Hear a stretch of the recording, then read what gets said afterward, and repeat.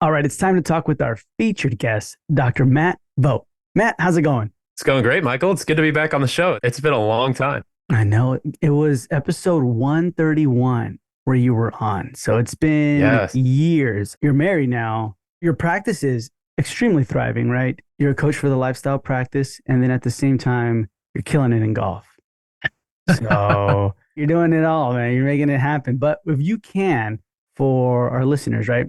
Can you kick things off by telling us a bit about your practice and your business too, as well? But who are you serving and what are some of the unique things you're doing for your patients? Yeah, sure. We talked, I think it was 2019. Possibly. Yeah, since married, we have a 4-month-old daughter. Oh, wow. Yeah. Okay. Yeah. Wow. Big things happening. But man, it's been a journey. So my startup practice has been open now for over 6 years. We've grown from day one, myself and a dental assistant and a front desk team member to now three front desk team members, three full-time assistants, three hygienists, and then two doctors, myself and my associate. So it's been a journey. I'll tell you what, though, it's been so rewarding to look back on it. We have a really awesome team and a culture now that almost runs itself, which is really neat to see. And so it's been an extremely rewarding 6 years. 6 years, man. Nice. Okay. So the team that grew so fast, right? Are any of the original members there or? A couple are very early on. And then that's something that I've been very happy with, proud of, whatever you want to call it.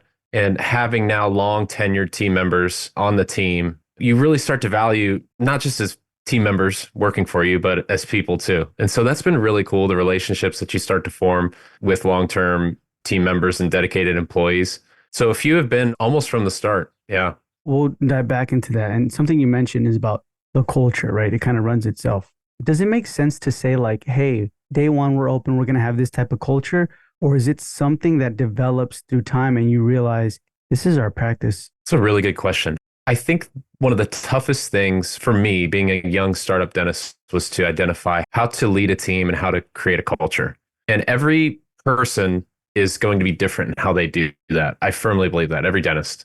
We're all unique people, so we're not all going to lead the same. Sure, there's things that we can all do that are fairly similar, but I think getting the right people in place is the most important thing. People who are willing to row the boat in the same direction as everybody else. Having good people is the most important thing. And then, like I said, the culture kind of takes shape on its own. I have learned so much from mistakes and things I've done wrong, and I try to pass that along to others now. So hopefully they don't make them. But I think I tried to have a stranglehold on the practice and the culture. If I had to go back and do it differently, I would have found the right people, instilled in them values and ways that we wanted to do things in the practice, and then just let them do their thing. What do you mean by that? You had like a stranglehold on the employees or the practice? I mean, a little bit of both. I'm sure anybody who's listening to this is thinking thoughts like, if I have a dental practice of my own, a startup of my own, it's my baby, right? It's mine. I guess you could call it micromanagement of people and of personalities or of every little thing in the business. As you grow in practice, as I grew in practice, you realize it's not feasible to micromanage every little thing.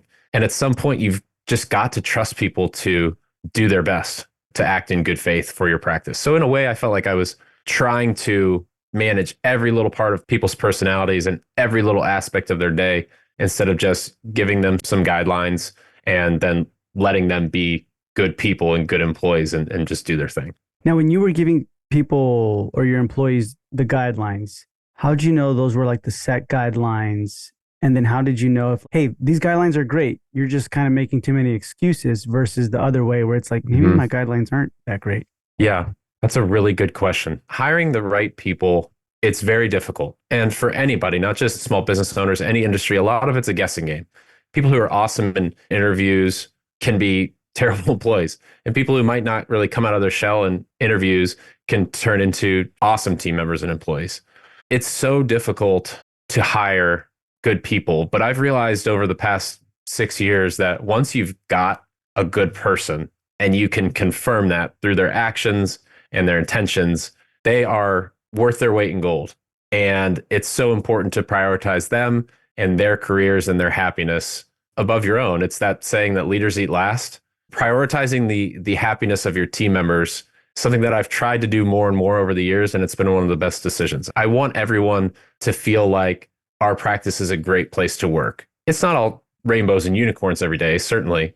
Having that mindset shift of prioritizing them over me has been huge. And then the funny thing about it is that's benefiting me and the growth of my business too. So it's a win-win when that happens. Once you got the good person and you started prioritizing them over you, what were some of like the struggles you noticed you were facing early on within yourself, but then at the same time, maybe depending on an employee that wasn't like an A player, maybe they were in the wrong seat or they were just in the wrong place? This is one of the most common things now working with other dentists, coaching them through whether it's their startup, their acquisition, wherever they are in practice. One of the most common things that we're working through and talking about is managing people and personalities. And like you just said, the A plus people on your team, they don't need you a lot of the time. They need some support here and there, but those people are the best. And like I said, if you've got them on your team, oh my gosh, they're worth their weight in gold. And you should be prioritizing them and their career and their happiness. But the people that are really difficult to manage are those B minus C plus people, because they're just barely doing what you need them to do, but not to the level that you really need to have a successful business. And at the end of the day, I've learned this over the years, it comes down to what you're going to tolerate as a business owner and what your expectation is for your practice. Because if you're allowing someone who's a C plus employee to get away with certain things and you keep them on your team and you're not correcting those actions or telling them, hey, this isn't going to work out and firing them, then you're saying to yourself, I am accepting of this level of work and this quality of action. And you're telling that to the rest of your team too.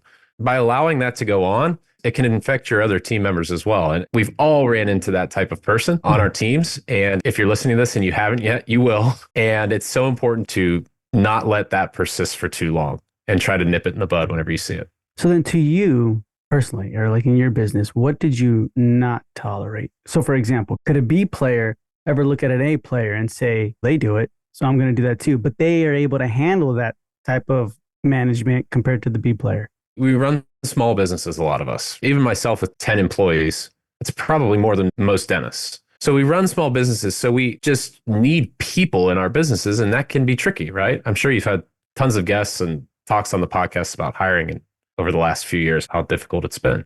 And so a common example that I see is someone who is able to do basic tasks. It's beneficial for them to be around as another set of hands, but maybe they stir the pot for no reason. Maybe they don't communicate well, or they're abrasive to team members or patients.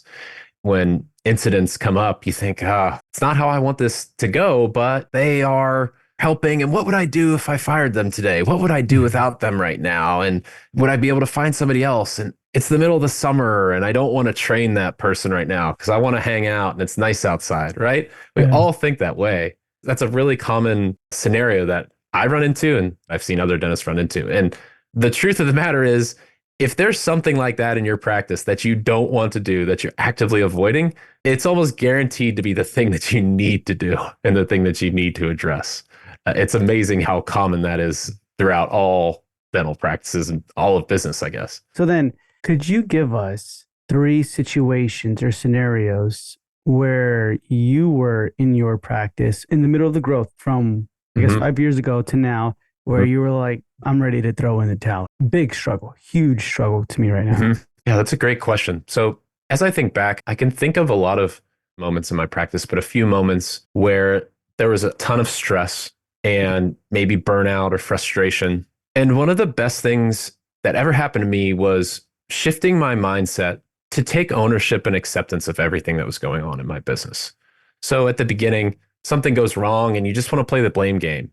Truthfully, felt like I had all the answers. I had it all figured out. So something went wrong, something was frustrating. I was almost offended or almost, oh my gosh, how dare this happen to me? How dare somebody given their 2 weeks notice over Christmas break? What an inconvenience to me, me. And then over time, I've realized that the world doesn't exist for my comfort. The world in business and dentistry doesn't revolve around me. Once I made that shift and just accepted the realities of practice ownership, accepted the realities of patients, they're not all going to be happy-go-lucky every day. A lot of them don't want to see me.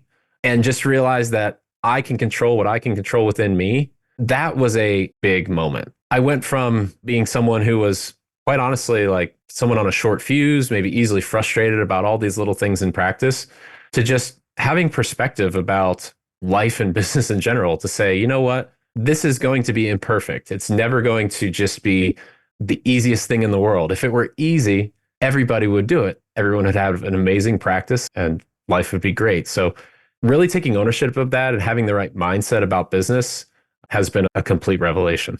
I like that, man. And I love how you said it. The world doesn't exist for my comfort. So true. I feel like I kind of recently came to realize like life is simple, but it's not easy. And the thing is we try to make it easy, and that's where it gets complicated. And so for Yeah. you, I feel like you figured it out in the sense of like, hey, man, the world doesn't exist for my comfort. It's just that simple. The universe is perfect. It's in equilibrium. The world is going round. The Red Sea isn't parting for me to have a perfect business for everything to go amazingly. Yeah. Like that's just the honest truth. If I go to the store after our podcast or go to the UPS store to drop off a package and there's 20 people in line and I expected it to be a 5-minute visit and it's a half-hour visit and I get mad about that, that's a me problem. That's not like I've been wronged by the world. It's a huge mindset shift. And we talk about this all the time on our podcast, the TLP podcast, and just how you as a person and your mindset and your perspective on what's going on in your life is the most important aspect to your success. I'm sure we've both seen it with doctors who are starting practices, growing practices, posts on Facebook about everything that's going wrong in the practice. And you know, when you're looking at that post or whatever it is, you're thinking in the back of your head, I don't think this is a problem with your employees or your location or whatever it is. I think this might be a problem with you. Well, the clients you coach throughout this process, is that majority? What would you say? It's one of the biggest things. People's perceptions of themselves and what's going on around them and in their business, but what's possible with their business and what the actual possibilities are for their life. This is kind of a cliche way to say it, but it's so true. Having an abundance mindset to saying there are endless possibilities for my life and not having a scarcity mindset of woe is me, the world is out to get me, nothing's happening for my benefit. And so it's a huge part of coaching. And we always make progress when it comes to working together on mindset and accountability within oneself. It's so cool to see. It's the most rewarding thing in the world to be working with somebody and to see that click. And then all of a sudden, the game changes. Growth occurs both personally and in business. It's just so neat to see. It's awesome. Yeah, I like that, man. So then how did that transition into like, I'm a one doctor, I'm open for like 2 years. I still only have my front office, dental assistant just quit, just me in the front office now. They're telling you like, I'm positive, right? Like I'm positive, I'm going to make this work. I'm going to stick through it, but we're dying here. Like it's getting worse and worse and worse. That's tricky because I talk about this a lot in coaching as well. Mindset and all of the things we've already chatted about today, those are so important, but there are like tangible factors with the dental practice that are also very important. You can use New York City as an example. Do I think it would be easier to grow a startup in Indianapolis, Indiana versus New York City? Absolutely. Yes. That's just fact in my mind. If I were talking to somebody, a doctor who is in the shoes that you described, I think a big part of that is how bad do you want to be different? How bad do you want to grow your practice? For instance, when you and I initially talked and got to know each other a few years ago, you were, I know you still are, big on ground marketing, right? And I almost see it as hustle marketing. Like, how badly do you want to go out and meet people from your community, basically recruit people to come to your practice? And a lot of that costs nothing, right? It costs your time. And I've communicated with people, not necessarily clients, who open a practice and expect things to go exactly their way, expect people to just flow through the door. And that's just not the case. So a dentist in those shoes that you described, I'd say, what are you doing to truly make this work? Because if you're not giving 110%, if you're not doing what it takes to be exceptional, then just don't do it. Because caught in that limbo stage is the worst place to be. If you're not going to put in what it takes to have an amazing practice, then be an associate, play the safe game, and don't jump into the world of business if you're not fully prepared to do what it takes. I realize that sounds harsh, and it's a tough question to answer without knowing the nuances of a situation like that. So often it comes down to, are you willing to do what it takes? Yeah. No, I agree. And I think that's a really good teacher or coach is one that says like, I don't think this is for you. So to you, what do you look at when you're in a conversation with them or something and you're like, hey, this person, yes, this is meant for you, but you got to put in the grit, you got to put in the perseverance, be consistent.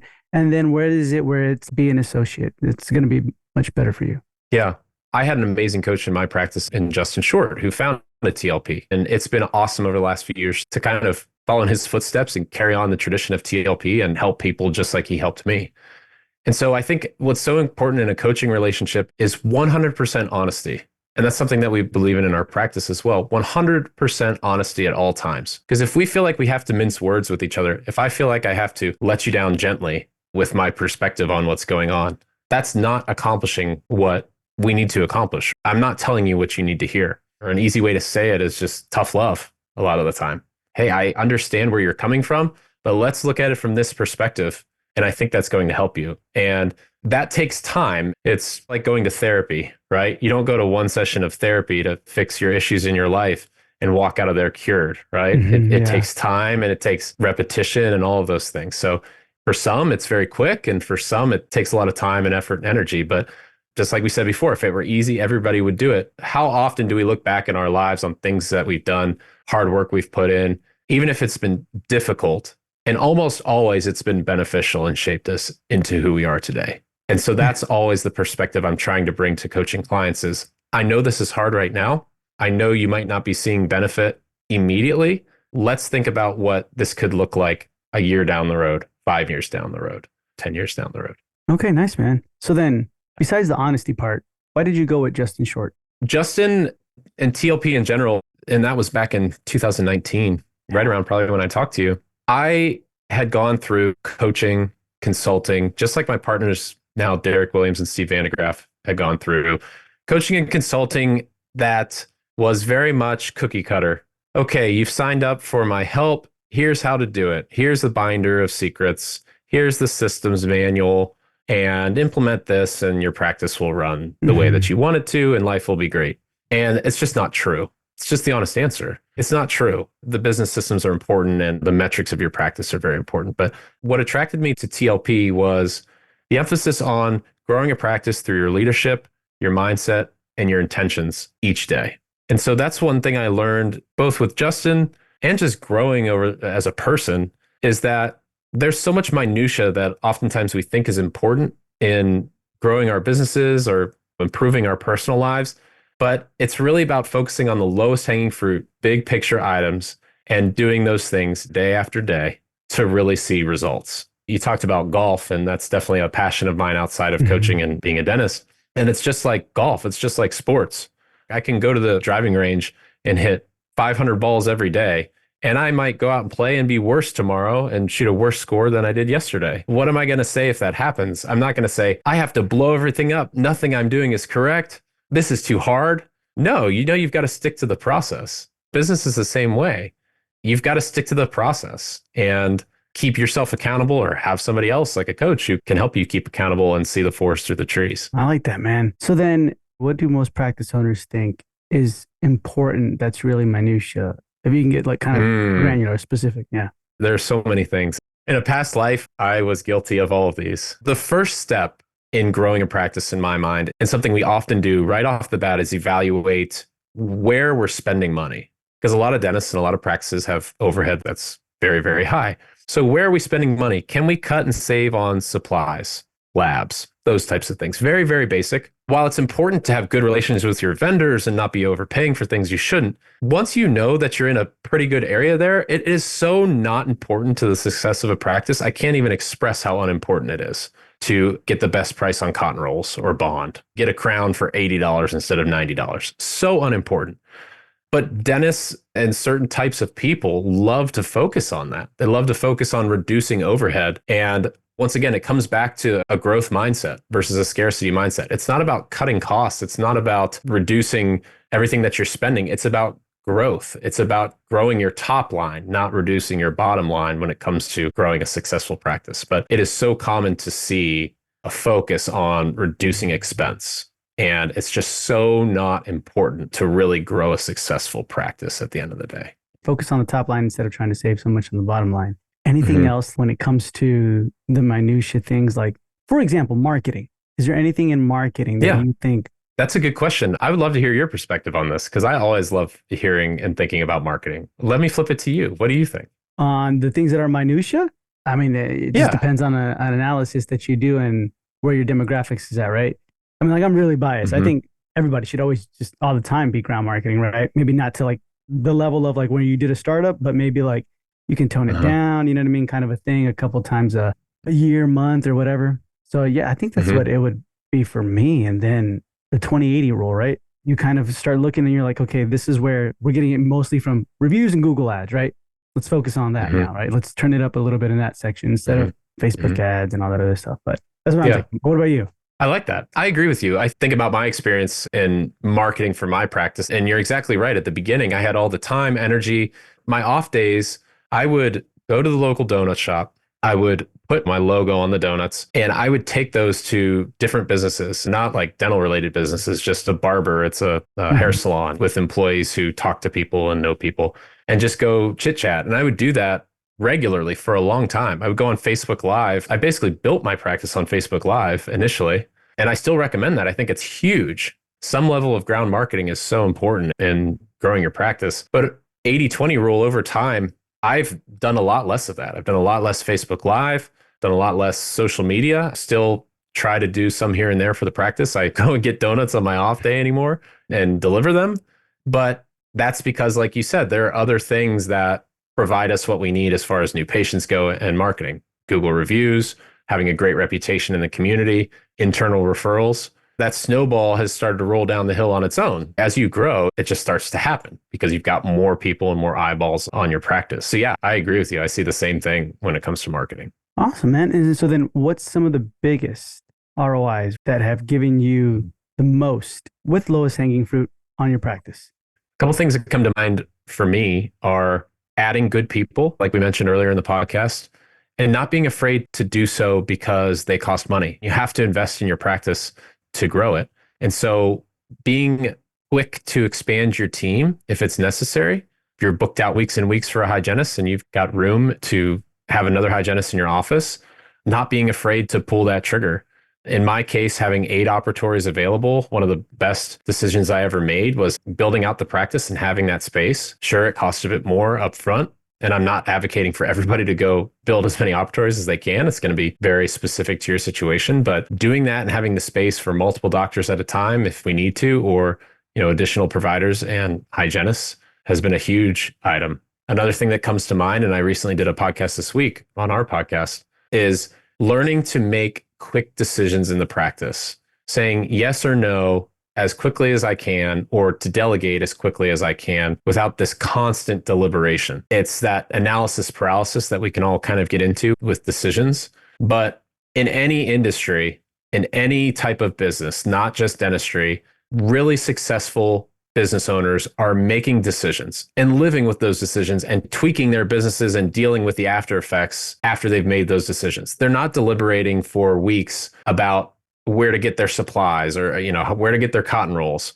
They're not deliberating for a ton of time about the tiniest little decisions, or they're not going into their practice to troubleshoot a computer on the weekend. They're understanding my time is worth something, and in order to grow, I have to leverage other people's time and pay people who are talented at what they do to do things for me.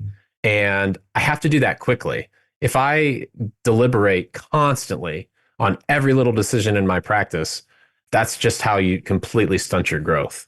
So I'd say having the wherewithal to say yes or no and just make decisions and take action on things has been one of the best things I could have ever done for the growth of my practice. And I see that a lot with clients too, to bring it back to TLP, getting fellow dentists comfortable with making decisions and living with those decisions.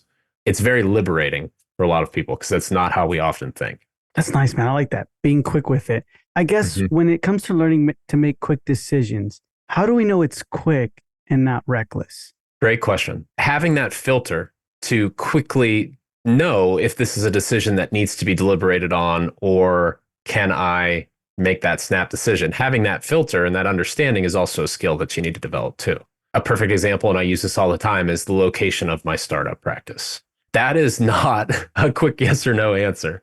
It's not, hey, I'm going to go out Yeah, that looks good. Let's sign a lease right there. Right. Yeah. That's a very obvious one. Something like a vendor in your practice who's going to clean the windows every few weeks. It shouldn't be you as a practice owner, right? Mhm. Your time is worth a lot more, not just your time, but your energy. Find somebody, hire them, and be done with it. And live with the consequences. If they don't clean your windows the way you want them to, find somebody else. But go worry about things that are going to give you a better return on your time and energy. It's through experience, maybe through working with other people who have done it before you to develop that sense of how much deliberation you should be giving to decisions. But a lot of the time, it's very obvious. Okay, that's nice, man. And so when it comes to quick decisions, what about with potential team members? What filters do you utilize for that to make it not super long, but then at the same time, pretty quick? There is a big part of trusting your gut when it comes to people in hiring. I truly believe that. One of the first filters that I use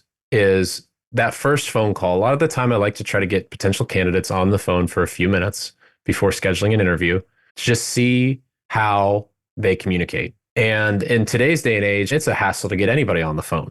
Nobody wants to talk on the phone. Everyone wants to let everything go straight to voicemail. We're like afraid to interact with each other, which is a whole other podcast, right? But I want to get somebody on the phone and I just want to have a conversation with them. And if there's someone that I feel comfortable talking to, and if I think viewing them as an employee of mine and then viewing it from the lens of a potential patient, how do they make me feel? Do they seem warm and inviting? Do they seem like a good-hearted person? Do I think they're telling me the truth? Do they have manners? Those things are so important. And a lot of the time, it's your gut that you can just go off of initially to think if someone's going to be a good fit for your practice. We all know those people that you interact with, and you're just like, something doesn't quite rub me the right way about this person. Something feels off. It's like they're hiding something from me, or I'm just not enjoying this interaction. When I look back to my lessons learned, I won't call them failures because I've definitely learned from all of them. I can find a moment early on where I've gotten that gut feeling that, I don't think this is going to be the right type of person. I just don't think this is going to be a good fit based on my gut. That sounds very simple and very cliche, but as you do it more and more, you start to develop those little insights into what you're really looking for in a team member. Do you think when you're listening to your gut and you hire the person, do you think now when you see them and you're like, hey, they do have that thing, or they are not really well, or whatever, right? But it's more magnified now because you've always told yourself something is wrong, but I'm going to go with my roll the dice here and hire them kind of a thing. And you hired them. And now I don't want to say the words infested, but it's more like it's already stained with that gut feeling. When in reality, your other team members are probably like, I don't see that, Matt. I don't see it either, kind of a thing. But you do, and you feel it. When I'm looking for a team member to hire, can they communicate well over email? Can they communicate well over the phone? Do they seem courteous? Do they have a respect for the situation? Like, I want somebody to have a respect for how they're applying to the job and respect for my time, but also a respect for themselves in a way. Like, if we set a time to talk on the phone, for instance, for an interview, and they're late to that call or they want to reschedule it, it's not necessarily a deal breaker, but trusting my gut and trusting what I'm thinking about the situation tells me, how much do you actually value this position? Certainly not saying I'm this important or my practice is this important, but if you had a meeting set up with the president of the United States and it was at 1 p.m., something came up, right? Would you text them or call them and be like, hey, can we meet at like 1:10? No, you wouldn't do that. That's an extreme example, but you would go to great lengths to make that work. And you wouldn't toss any baggage from your personal life into that interaction. You would say, oh, I'm so sorry, I'm running late. This and this happened. You would figure it out and make it work. That's just one little, almost silly example, but those little things are the things that you can pick up on with hiring to help differentiate from someone who would be a success versus not being a success in your practice.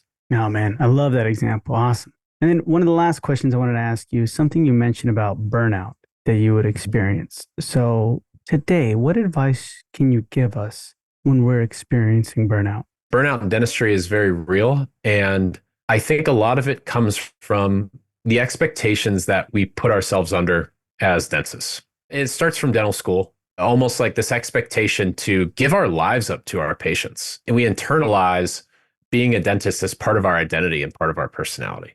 And I don't think that's healthy for a lot of us. It wasn't healthy for me, I know for sure. And that's where I started to experience burnout, frustration in practice, even though my practice was doing very well, is almost like this pressure I put on myself to dedicate my life to my patients. And once I started to realize what was possible in my practice, I realized that I could work less. It was okay to want to make an awesome living from my practice. It was okay to want to run a profitable practice and think about dollars and cents versus what was attempted to be instilled in me in dental school, which was to never think about money in practice and to only focus on clinical dentistry. Once I became accepting of that fact and realized that I didn't have to live or die with every patient outcome, I didn't have to feel like I was available 24/7 for communication with my patients. I still needed to take care of them and have systems in place to make sure that they're okay. But getting out of that and shifting that mindset is one of the most important things that ever happened in my career. And that might not be the case for you if you're listening. You might live, eat, sleep dentistry and love every second of it. But I think a lot of us in the dental field could benefit from realizing that dentistry is not who we are. It's just something that we do. And that is totally okay. Awesome, man. And then so real quick, talk to us about lifestyle practice, TLP. What are you guys doing over there? How can you help? Yeah, I'd love to. Like I said, with my partners, Derek and Steve, we help dentists grow their lives and their careers through practice ownership, and has been amazing over the past few years to see growth in fellow colleagues and dentists. I think about all of my past experiences in practice and all of the heartache and the stress and the things that we've talked about on multiple podcasts. And I almost want to run through a wall with the energy I have to help my fellow colleagues and clients not run into those same types of things I did, to be on a better foot than I was in practice. So we work mainly with dentists through one-on-one coaching, mainly people who are practice owners or looking to get into practice ownership and starting those steps. Myself, I work with dentists just like that. And also I'm our startup specialist with TLP. I'm having done that before and helping practice owners grow practice from scratch. That's where I focus some of my time as well. That's what we do. We have all seen the benefits of coaching in our lives, and we bring that same passion to our clients. Nice. Awesome. So Matt, thank you so much for being with us. It's been a pleasure. But before we say goodbye, can you tell our listeners where they can find you? So if you're listening to this and you're looking to learn more about TLP or what we do or how coaching can help, feel free to shoot me an email, matt@thelifestylepractice.com. Or go to our website, thelifestylepractice.com. We have a free practice assessment survey that you can fill out. It talks about if you're an owner right now, what your pain points are, what your goals are. If you're an associate, you can let us know, kind of all that information as well, where you're looking to head in ownership. And we'll reach out to you, either myself, Derek, or Steve, and let you know what we think. No obligations, no questions asked. And if you think that we can help, great. But we want to help our fellow dentists get the most out of their practices and their lives and their careers.